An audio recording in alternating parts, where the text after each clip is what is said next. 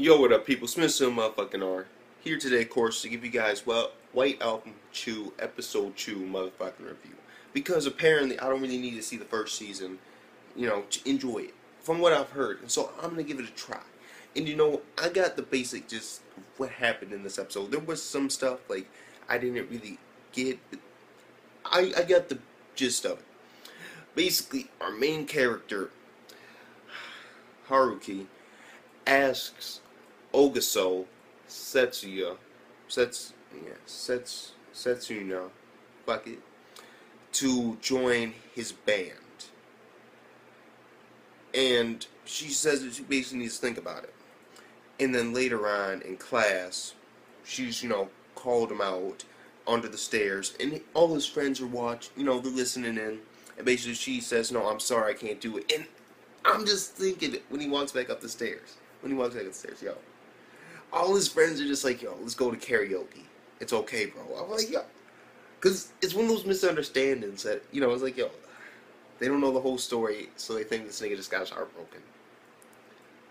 And so, it was hilarious. It was hilarious. And there's also something with his classmate, Tayuma. Basically, she's not talking to him as of late, and she just goes into her. She is his, what would be the best word? Sits right next to him, yeah. That's the best way to describe it. Sits right next to him, and they've known each other since, I believe, middle school. And she hasn't been talking to him as of late, and she's just, when she isn't sleeping, she's quiet, And from there, it goes on to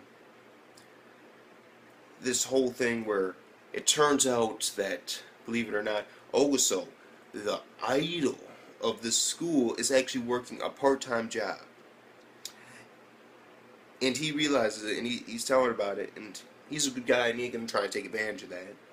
And he gets the whole situation, and it's like, no, she doesn't have, and he was actually prying for, some deep story behind it, like her father's in the hospital, or her mom, it's like, I'm like, damn. And it's like, no, I have a really nice family. It's like, I just do this because my parents spend so much money for my private school that I want to at least earn my own spending money.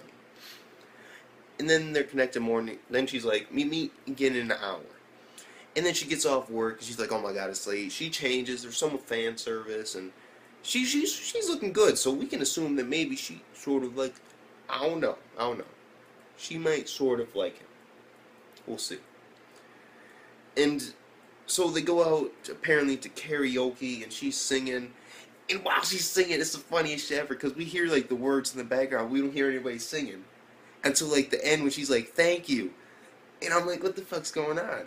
And you see this dude's face, and he's just like, and she's looking at him, he's like, oh yeah, just, I nigga wasn't even paying attention. That was hilarious. And her whole thing is that she likes to sing from White Album, which is, something that he really enjoys, that album. And she likes to sing songs from it, and she really enjoys singing. And then she basically says that she wants to join, and she was too nervous back then to actually tell him that, she wanted to join. And so they got a new member. And she also tells us more secrets. She doesn't want to keep any secrets from him, apparently. She's like, now you know all my secrets. And then she starts singing from the White Album, and he's like, I see it now. I'm like... And then he introduces her to, of course, dude, the leader of the Light Music Club. And this dude's name, hold on, I actually gotta find this shit, because you're gonna give me a minute. Let's see, okay. Close friend. Okay. Taika. Taika is basically the president of the Light Music Club, and he is also, he's there when it's like, okay, welcome to our new member. And he's surprised, and he's like, man, you work fast. And I'm like, yo. And then, of course, he's all calling her Chan and getting all close and holding her hand and shit. And fucking Haruki is like, man, what the fuck are you doing? Get off me and shit. And then she's like, I can't wait to meet that pianist. And then this is when they get that problem that sets in. Because they don't know who the pianist is, and they're not even part of their group.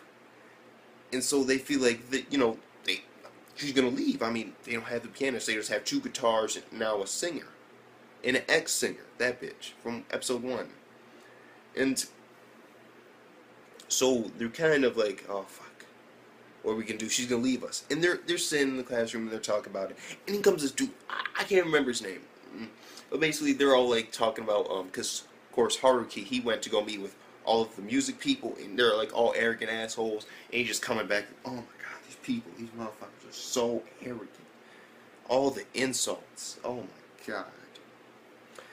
And then while that's happening, his friend's like, I heard this ghost story about 20 years ago. Somebody committed suicide in music room shoe. And as he's going on, his friends just start like fucking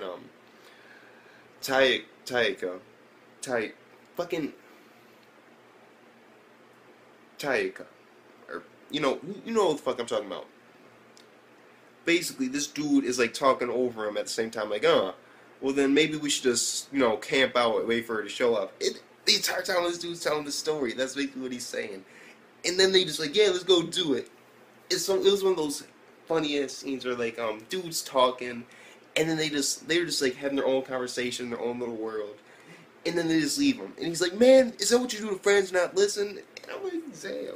He's like going through all types of shit, like they hung themselves or jumped out a window, and I'm like, and when you walk by the room, I'm like, it was funny as shit.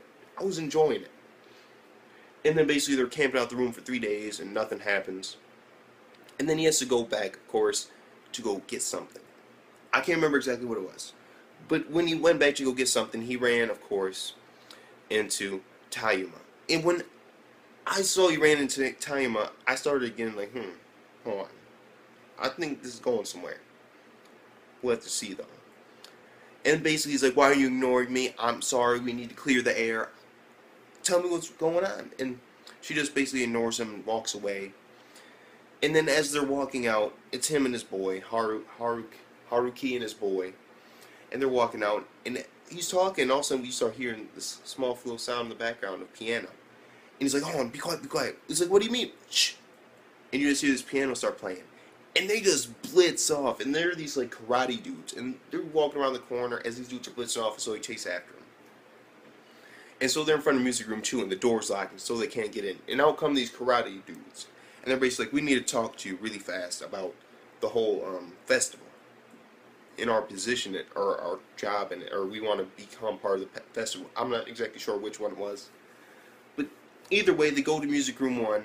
They tell them to take off their black belts, and then this dude ties like a waistband around the dude, attached to like some thing with, let alone black belts. Not very smart. And then scales the building. And as he's scaling the building, he starts to see who it is. And the second I saw the square, I was like, makes sense. Toga. But we didn't figure it exactly out until he slips and falls, and he's about, he's like, yeah, one arm, just, He reaches up, just, and he's about to fall. And then opens up the window when he's about to let go, and a hand comes and it grabs his arm. And he looks at her in the face, and it's like, Togami. And then he says something which really got me. I was like, oh, really? Like, because it was like this, she saved his life. And it was like, sort of kind of like this, I felt kind of like it was like trying to be like a romantic moment with like the scenery, and like she's saving his life. And then he says something which is so off-putting at the end. It's like, your hands. I remember her hands. I'll never forget them. They were large and strong and full of calluses. And I'm just like,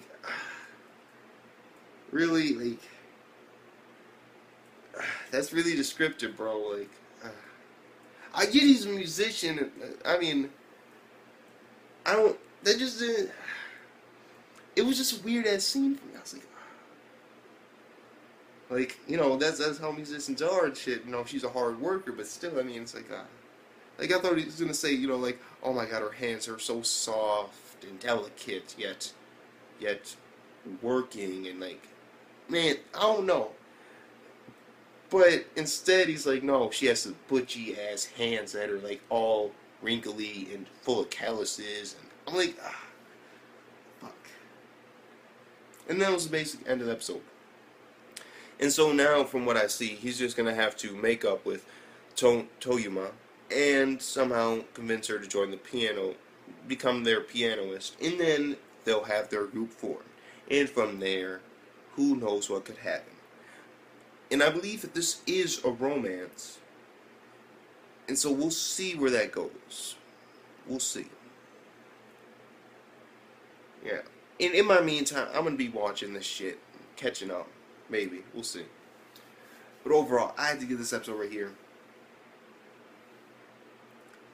It was funny. It was pretty good. Yeah, I have to give it 8 out of 10. Yeah, 8 out of 10. 8 out of 10 feels just about right. It was a good episode overall, but it kind of, did have its moments where I was just, I wasn't feeling some moments, and a lot of them, the rest of them were good. There's a couple moments in there I was like, it was just an okay moment. I mean, I really didn't like fucking love it, but at the same time, I didn't really hate it. It was just an okay moment. Yes, there were a couple okay moments thrown in there, just here, there. But besides that, it was a good episode nonetheless. And this series is looking pretty good, especially the music. The music, I'm enjoying the music. I am, and I can't wait to see where they're going with this music. There are a lot of possibilities, and so we'll have to see. So with that being said, Smiths to my fucking arm. 8 out of 10. It was good, but it had just a couple okay moments in there. But nonetheless, it was good. It's very close to it. It's very close to just straight solid good. It was just a couple moments where I just wasn't really feeling it. But besides that, good nonetheless. And so Smiths to my fucking arm. Peace the fuck out.